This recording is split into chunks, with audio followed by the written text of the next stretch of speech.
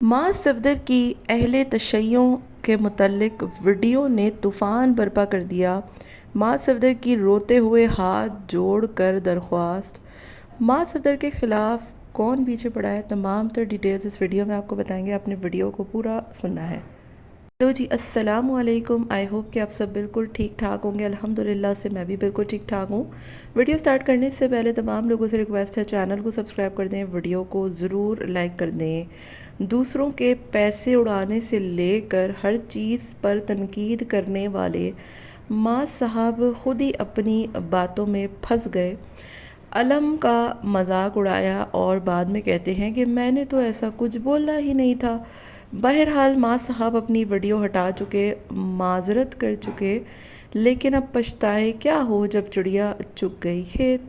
मां सफदर को एफआईआर का जो है वो पता लग गया था और जिस शख्स ने वीडियो बनाई वकील की, उससे भी उनकी जो है वो बातचीत थी। उन्होंने इस बात का इतराफ़ किया है, लेकिन हाँ, उसकी वीडियो बनाना, उसकी मुखबरी करना, जो भी बातें थी वो बहरहाल माज ने नहीं की। लेकिन जिस शख्स को इन्होंने पकड़ा है उस शख्स से मां सफदर की बात होती रही। उसी ने मां सफदर को एफआईआर से मुतल्लिक बताया और अब ये सारा कुछ इन्होंने सोशल मीडिया पे आके इसलिए जो है वो डिटेल में बताया क्योंकि मां साहब बहुत बुरे तरीके से फंस चुके हैं।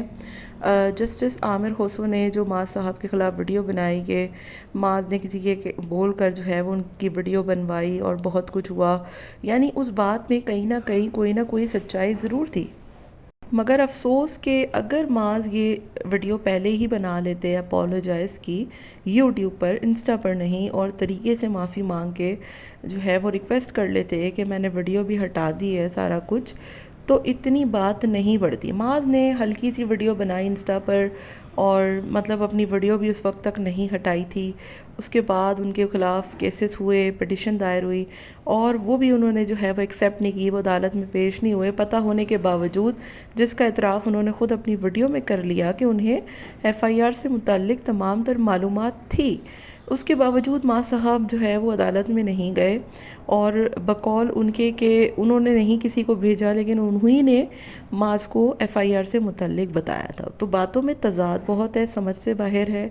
और माज सफदर जो कि मतलब दूसरों पे तो बहुत मजाक उड़ाते थे, रज्जब भट्ट के केसेस हों, डकी के केसेस हों कि हमने तो आज तक कभी ऐसा वैसा कुछ नहीं किया, हम तो ऐसे हैं, हम तो वैसे हैं, और मतलब कोई भी ऐसी जो है वो चीज़ सामने नहीं आती थी तो मां साहब दूसरों का बड़ा मजाक बनाते थे।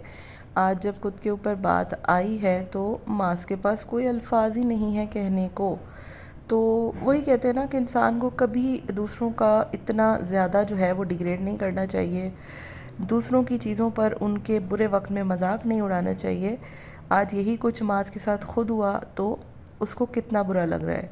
और रही बात देखें तौहीन की, तो मैं आपको एक बात बताऊं कि ठीक है, माज ने बज़ाहिर तो ऐसी कोई बात नहीं कही थी, लेकिन अहले तशय्युं के अलम से मुतल्लिक आपको पता है कि अलम किस चीज़ का होता है, वो 5 हमारी अजीम हस्तियाँ कौन सी हैं, उसके मुतालिक माज ने कहा था कि अलम वगैरह जो है वो वहाँ दिखाए जाते हैं जो कि इस्लामिक पॉइंट ऑफ व्यू से बड़े गलत हैं। इस तरीके की कुछ चीज़ें जिस पर जस्टिस आमिर खुसरो ने उन पर पिटिशन दायर की है। दरख्वास्त गुज़ार कौन है ये हिडन है, इसका नाम सामने नहीं आया, लेकिन ऑब्वियसली कोई अहले तशय्युं मकतब फ़िक्र से ताल्लुक़ रखने वाला शख्स ही होगा।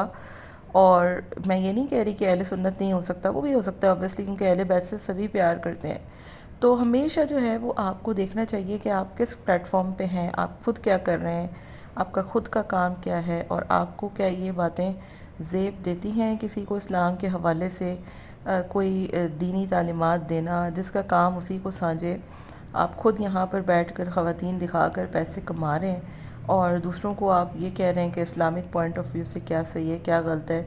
आपका बच्चा ये चीज़ें देखेगा, ख़ुद आपका बच्चा जिस चीज़ में आ रहा है, आपने कभी सोचा कि वो इस्लामिक पॉइंट ऑफ व्यू से कितना गलत है और कितना जो है वो उसमें आपका बच्चा बड़ा होकर आपसे सवालात कर सकता है कि व्हाट इज़ दिस नॉनसेंस।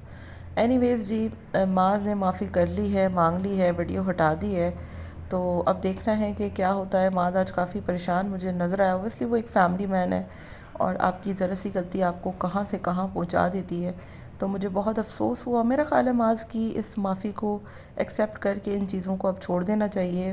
پہلی دفعہ اس سے کوئی غلطی ہوئی ہے تو اسے معاف کر دینا چاہیے. باقی آپ کا کیا خیال ہے؟ مجھے کامنٹ میں آپ نے اپنی رائے کا اظہار ضرور دینا ہے.